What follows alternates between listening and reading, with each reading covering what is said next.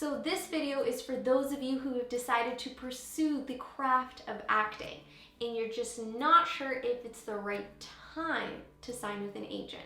Well, that's exactly what this video is about, and I'm gonna go through all of that with you. Hi, my name is Olivia and welcome. If you're new here, hit the bell, subscribe, join the fam. I'm gonna take care of everybody. So making this choice to pursue this craft professionally is the first step. Bravo. Check, check. The next step is to know what the process is like to give yourself the best chance to succeed in this business. But don't worry, that's why you're here, right? I got you. Step 1, get some kind of experience. You need leverage. So when you're first starting off, you're gonna be referred to as green, meaning you just got into the business, you're still trying to navigate it, you're not sure about everything. It's okay, I've been there at one point. It was many, many years ago, but it's a process. Everyone's been there at some point. By getting experience, you will know if A, you really love it, and B, you actually need that to build up your portfolio, because if you don't have acting credits at the top of your resume, you need to, fill it up with other stuff to make it look full and be a well-rounded, attractive candidate for an agent. So once you have a bit of experience and you've got that clout behind you, knowing you did your voice lessons, you got an acting coach, you did a workshop, you looked into voiceover work, you've kind of just dabbled in a little bit, I say then is the time to start your search for an agent.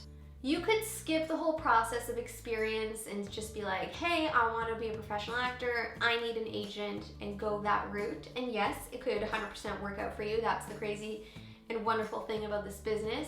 But if you're in it for the long term, you want to give yourself a fighting chance and you want to come prepared, right? You want to show up as your best self, not someone that's frazzled and just wants to get in, right? Experience does not mean a university, college degree. It could just mean a few workshops, a one-day class, a private class. I've had years of private vocal coaching. I wrote that down. I know another language. I wrote that down. Like, everything is helping to shape who you are as a performer. I also want to touch on small roles. Usually your career starts with these small roles in the sense that you have one word, one line, 2 lines, 3 lines, very condensed. Some people are able to make a whole lifetime career out of these small roles, and that's totally doable, but just know that's where you're going to start off. So if you have this burning passion to be the lead star, like, the competition is high, all right? The reason why you've got to kind of build up your momentum with these small roles and do it with a smile is because productions are taking a risk on you. You, as a performer with no serious acting credits, I know, how do you get them without having the previous experience? So you could easily forget your lines, they don't know you, and that relationship and that trust takes time. So if you don't have any connections, much experience, don't expect to be put into a lead role anytime soon. Obviously, it's not gonna work like that for everyone, but I'm just giving my experience and sharing that with you guys. Step 2, paid experience is always an option. You could be an extra or a stand-in. So a background extra fills the scene to make it look busy. If it's like a university, it would look weird if the actors are just having a chat during lunch and there's no one in the room. Like, you need that atmosphere, and that's what an extra is here to do. A stand-in is more of somebody that comes in and matches one of the actors, or at least that's how it's done in Toronto, and they go through the lighting and the motions of the actors when the actors are not on set. So they help the crew and the director of photography, camera people, work out the motions of the scene so everything's ready when those actors are on set. But I do have to mention that even though this is a great way to get experience on set and it's fun and you're getting paid, you have to be wary of making money that way. Because if you are searching for an agent, they don't necessarily like you doing that work, because A, will probably interfere with your auditions, and B, if you are, let's say you are an extra and you get featured by passing a drink to the lead actress. You can't later audition for that show as this actress's sister or cousin or best friend because you were already featured. So that's kind of how the dilemma gets started, and agents really don't like to do that. But on the side note, if you do extra work on a feature film, most of those roles are already cast, so it's a safe bet.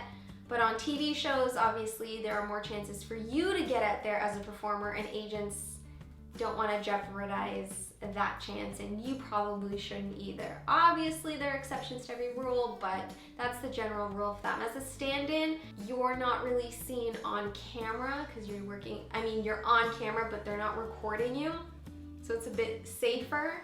But usually as a stand-in, you're there for a season, a show, a movie, and to now get out of there for a day or two to audition is gonna require a bit more effort on your behalf. And that's a whole other video which I can do. If you guys care for that, just let me know in the comment box below. So I've still fully endorsed being an extra or a stand-in, but I just want you guys to know what's ahead and what conflicts you can get in with when you have that conversation with the agent of your choice. And I always think you should fully disclose that. If you do that, just tell your agent, because I don't know, I'm always about communicating and being upfront. So the goal of this point is to make you feel comfortable. It's not to hinder you in any way. And what's great is you can stop and go at any point. Step 3, agency requirements. So here's what's needed to send out to an agent, and it's best to kind of work backwards, because back in the day I was just like, okay, what's the next step? What's the next step? What's the next step? But it's a lot easier when you know what your final goal is and work backwards towards that. So if you want to connect with an agent, what do you need? Demo reel, resume, headshot, cover letter. So those are 4 things you're going to need to send out. What's a demo reel? It's kind of like a business card on camera featuring you and your best takes from acting workshops, from paid gigs, you name it. Get something together because they want to be able to see what they're going to be working with, right? Next is a resume. They don't care about any of your sales, past jobs, whether you were in reception or retail, anything of that sort. It doesn't really matter to an extent. What they want to see is an acting resume, so your contact information and your general specifics at the top, your acting credits, your theater credits, special skills. So if you don't have the necessary credits at the top, you've got to fill it up with the special skills, experience. You know, you've got to sell yourself because this is a business. As for your headshot, there are plenty of photographers in Toronto. If you want a list on some of the great ones, feel free to message me in the comment box below. But again, what works for me could not work for you. Just make sure they've been doing it for a set number of years. Message some of the people that maybe they're advertising. If they leave their social media handles, ask them what their experience was like. You do what's best for you, okay? Just make smart, informed decisions. Do not just hit the first person that you find online, okay? And last but not least, a cover letter. A cover letter, very brief, short. Why should they hire you? If you have any connections or referrals, this is the point to put it in, okay? So also, agencies sometimes have studios set up in their agency. So if you can't make it out to an audition and you want to kind of self-tape, you can do it over there. You can do it at home. It all depends on what equipment you have. So when you go for an interview with an agent at some point, ask if they have a studio, and if they don't, are you prepared to make that audition still happen, or at least try? Step 4, learn more about the business. The more you know, the better it is in all aspects of life, I think. So there are plenty of online resources just like this. You're watching, you're on the right path already. I don't need to tell you this, right? Do you know the answers to these questions? What age range do you usually play? What character looks do you typically get cast for? For me, it's more like a receptionist, an employee, a student, a young mom, sister, a girlfriend. So I kind of know my general vibe, and if you don't know, then if you do some extra work, they'll probably kind of typecast you into some shape, way, or form, so you'll get an idea that way too. You also want to know who are the top producers and directors in the city, who are the major casting directors, which production teams do they usually work with, because you can definitely start seeing connections if you do your research. What's your story and why do you want to do this? Because that's the big question. If you don't have a strong why in any aspect of your area, it's going to be hard to sustain long term. And I'm not trying to be mean here at all. I'm just giving you a dose of reality so you know what to expect. This is a highly competitive field. Everybody and their mom wants to do this. So you want to stand out, you've got to give them a reason to notice you. And if you don't have the experience, have the brains, okay? We're going to get you there, don't worry. Step 5, take care of your mental and physical health. So this is a business that relies a lot on physical appearance. So do something physical, whether it's yoga, get to a gym, go on walks, drink lots of water, take care of your skin. Keep your brain in that creative mode. YouTube has been invaluable for my creative process.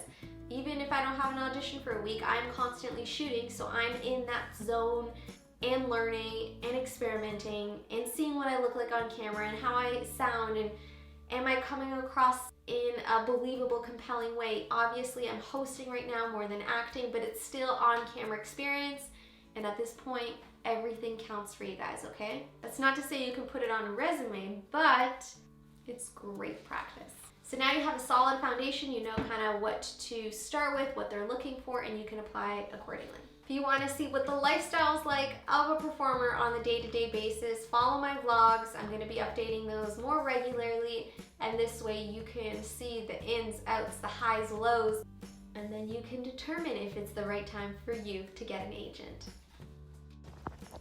Thanks for sticking to the end. I will see you same place, same time next week, right?